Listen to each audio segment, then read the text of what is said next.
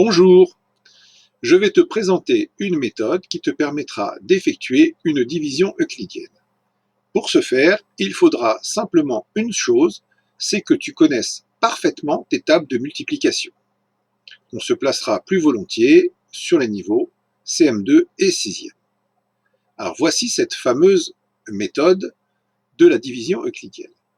Alors pour effectuer une division euclidienne, tu commenceras par construire un trait vertical comme ceci, puis un trait horizontal. Alors lorsqu'on te demandera d'effectuer une division euclidienne, on va te donner deux nombres.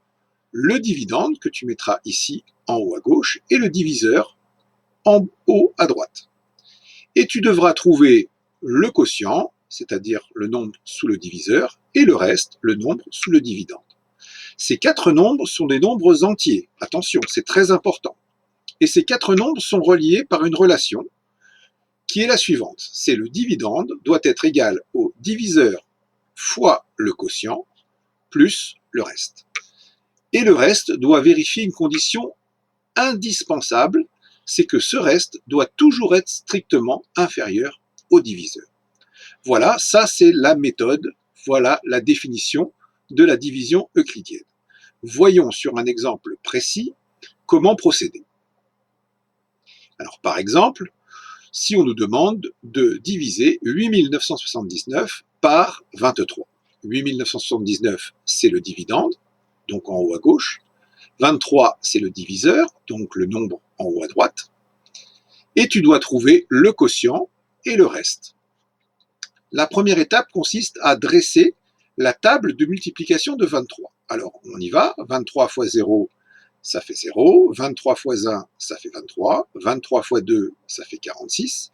23 fois 3, 69. 23 fois 4, 92. 23 fois 5, 115. 23 fois 6, 138. 23 fois 7, 161. 23 fois 8, 184. Et 23 fois 9, 207. Voilà, ça c'est pratiquement l'étape la plus compliquée. Maintenant, tu regardes ton diviseur. Il comporte deux chiffres. Donc il y a deux chiffres au diviseur, je vais en prendre deux au dividende. Et je vais poser la question suivante. En 89, combien de fois 23? Ce 89, je vais le faire figurer dans cette table de multiplication. Alors, où se situe 89? Eh bien, 89 est situé entre 69 et 92. Alors, 4 fois 23, ça fait 92, c'est trop grand. Donc, je vais prendre 3 fois. 3 fois 23, le 3, je le place sous mon diviseur, et le 69, je vais le placer sous le 89, et je vais effectuer une soustraction. 89 moins 69. Le résultat, ça fait 20.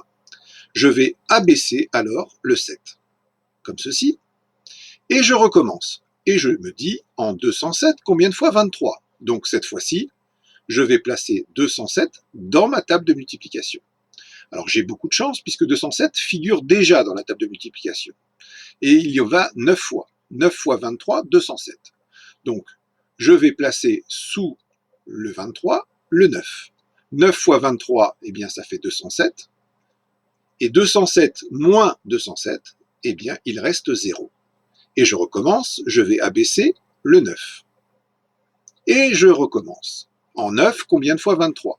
Je prends mon 9 et je le place dans ma table de multiplication.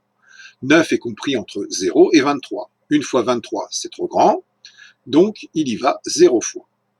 Donc je prends mon 0, je le place ici, je soustrais 0 à 9, 9 moins 0, eh bien il reste 9. Ma division euclidienne est terminée. Je n'ai plus qu'à faire la conclusion. 8979 égale 23 fois 390 plus 9, avec 9 strictement plus petit que 23. Voilà, alors cette méthode est certes un peu laborieuse. Au fur et à mesure, tu vas voir que tu pourras te passer peut-être éventuellement de construire la table de multiplication du diviseur pour aller beaucoup plus vite. En tout cas, cette méthode fonctionne tout le temps. Petit bonus, je vais te parler de la fameuse preuve par 9. Alors, cette preuve par 9, je reprends l'exemple précédent, 8979 divisé par 23, le quotient 390, le reste 9. Et je veux savoir si cette opération est correcte ou pas. Alors, je vais commencer par faire une très grande croix. Et dans cette très grande croix, je vais y placer en haut la somme des chiffres du diviseur. Alors le diviseur, c'est 23. La somme des chiffres 2 plus 3, eh bien ça fait 5. Je vais placer ici le chiffre 5. En face, je vais faire la même chose, mais avec les chiffres du quotient. Alors le quotient, c'est 390. 390, c'est 3 plus 9 plus 0. 3 plus 9, 12. 12 étant plus grand que 10. Je peux encore faire la somme 1 plus 2 et la remplacer par 3. Donc je vais écrire ici 3. J'ai 5 en haut, 3 en face. Maintenant, à droite, qu'est-ce que je vais mettre? Eh bien, je vais mettre la somme des chiffres du diviseur fois le quotient plus le reste. Alors, le diviseur, 5, le quotient, 3, et le reste, 9. 5 fois 3, 15. 15 plus 9, 24. 24 étant plus grand que 10, j'ajoute 2 et 4 pour obtenir 6. Ce 6, je vais le faire figurer ici.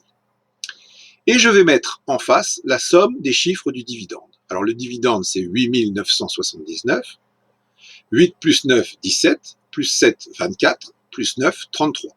33, c'est plus grand que 10. Je vais remplacer 33 par 3 plus 3, c'est-à-dire 6. Voilà. Donc j'ai 6 à gauche et j'ai 6 à droite. Qu'est-ce que je peux en conclure? Eh bien, je peux en conclure qu'il y a de fortes chances que ma division soit correcte. Alors, je n'en ai pas la certitude, mais il y a une forte probabilité pour que cette opération soit convenable. En revanche, si ici je n'avais pas trouvé 6, c'est-à-dire si les deux nombres ici étaient différents, alors là, par contre, j'aurais eu la certitude que mon opération est fausse. Voilà. Voilà cette fameuse preuve par 9 dont tout le monde parle un petit peu et que je viens de te présenter. Eh bien écoute, je te remercie pour ton attention et j'espère que la division euclidienne n'aura plus de secret pour toi et je te dis à bientôt.